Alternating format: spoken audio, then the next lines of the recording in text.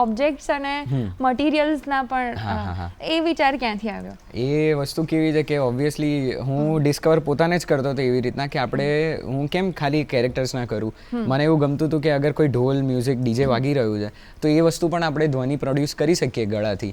તો મેં ઢોલનું લાઈક જે ડીજે હોય તો ડીજે વાળો એને બીટ બોક્સિંગ કહેવાય, બટ બીટ બોક્સિંગ વસ્તુ કેવી છે કે બધા આખો જોનર અલગ છે. મારા આર્ટ ફોર્મમાં નથી આવતો, બટ મેં બીટ બોક્સિંગ શીખી અને મને એવું થયું કે યસ હું ઢોલ ડીજે મોઢાથી વગાડી શકું.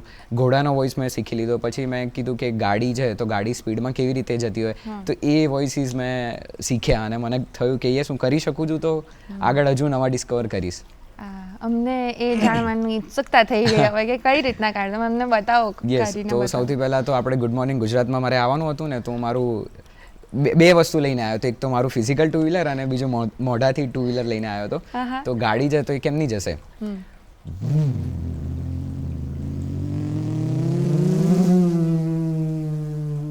આટલી સ્પીડમાં નહોતો આવ્યો, શાંતિથી જ આવ્યો હતો.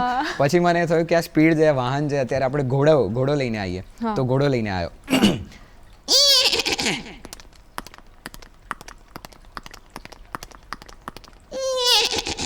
ઘોડો. અને પછી મેં જેમ તમને કહ્યું કે ઘોડો ઉતાર્યો અને ત્યાં જ ડીજે લગનની સિઝન ચાલુ છે તો ત્યાં ચાલતું હતું.